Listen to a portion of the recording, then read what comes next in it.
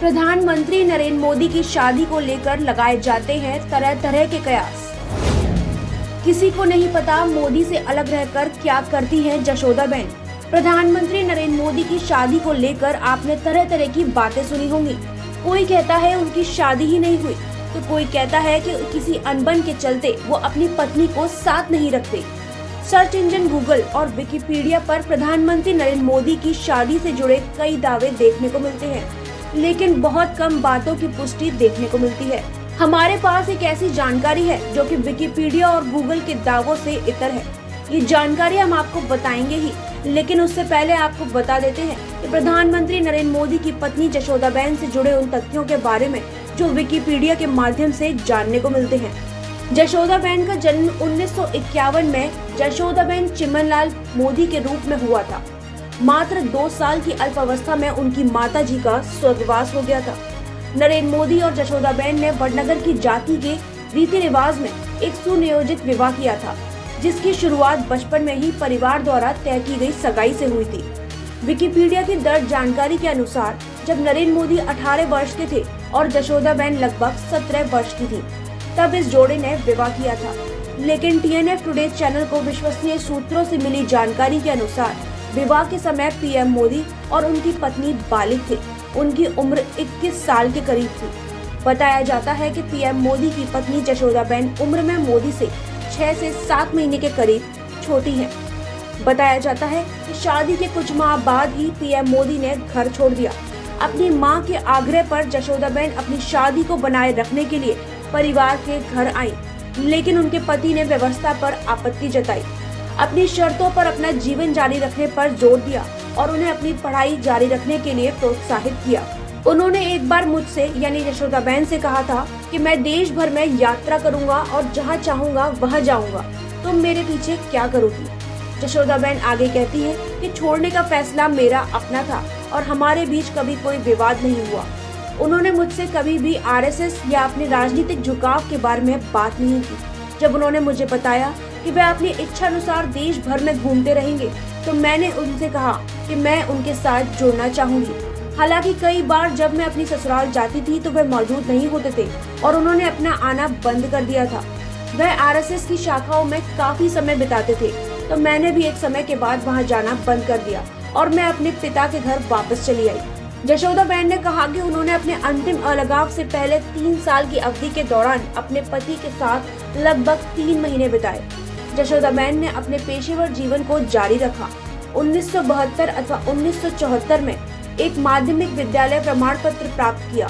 1976 में शिक्षक प्रशिक्षण पूरा किया और 1978 में एक शिक्षिका बन गई। 1978 से 1990 की अवधि में उन्होंने बनासकांठा जिले में पढ़ाया। 1991 में वह राजोसाना गाँव चली गई और वहीं रहती हैं।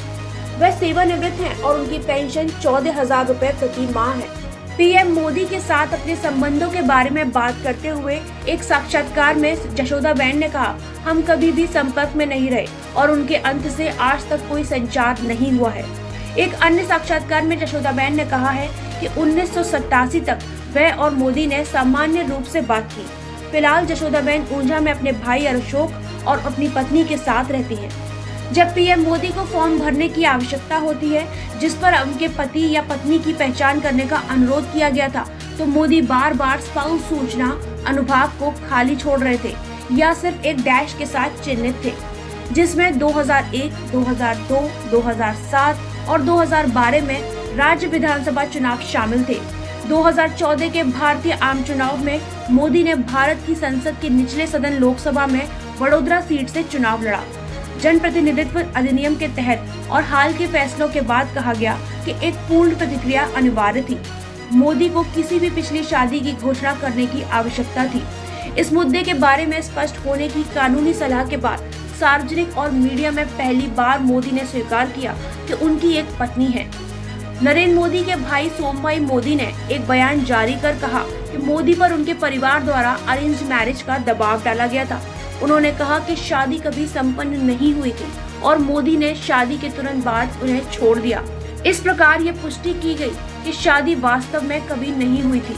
उनके भाई ने आगे कहा कि मोदी राष्ट्र और समाज के लिए काम करने के लिए स्वामी विवेकानंद की शिक्षाओं से प्रेरित हुए थे। मई 2014 से मेहसाणा जिले की पुलिस ने जशोदाबेन को लगातार पुलिस सुरक्षा प्रदान करना शुरू किया। उसके बाद सुरक्षा एजेंट टीम को विशेष सुरक्षा समूह अधिनियम की प्रतिक्रिया के रूप में सौंपा गया था, जो कहता है कि भारत के प्रधानमंत्री के जीवन साथी को पुलिस सुरक्षा प्राप्त होनी चाहिए। मंत्रियों के वेतन और भत्ते अधिनियम अन्य लाभों का वर्णन करता है जो आमतौर पर प्रधानमंत्रियों के जीवन साथी को दिए जाते हैं। नवंबर 2014 में जशोदाबेन ने सूचना का अधिकार नियम अनुरोध यानी RTI दायर किया, जिसमें प्रधानमंत्री नरेंद्र मोदी के जीवन साथी के रूप में उनकी सुरक्षा और अधिकारों के बारे में विवरण मांगा गया था। जशोदाबेन ने कहा कि उनके सुरक्षा गार्डों ने कोई पहचान दिखाने या ये बताने से इनकार कर दिया है कि उन्हें किसके आदेश पर नियुक्त किया गया है, और उन्होंने मीडिया से बात करने से परहेज करने का सुझाव दिया है। जशोदाबेन के परिवार ने शिकायत की है कि उनके गार्ड कोई पहचान पत्र नहीं रखते हैं, अपनी पहचान बताने से इनकार करते हैं और उनकी देखरेख करने वाले व्यक्ति या कार्यालय का नाम बताने से इनकार करते हैं। दिसंबर में इंटेलिजेंस ब्यूरो ने आदेशों के बारे में जानकारी के लिए उनके अनुरोध को यह कहते हुए अस्वीकार कर दिया कि कानून में छूट है जो इस मामले में लागू होती है। जाहिर है कि जशोदाबेन और प्रधानमंत्री नरेंद्र मोदी की शादी एक अनसुलझी गुत्थी के रूप में बनी हुई है। Bureau report TNF today research team.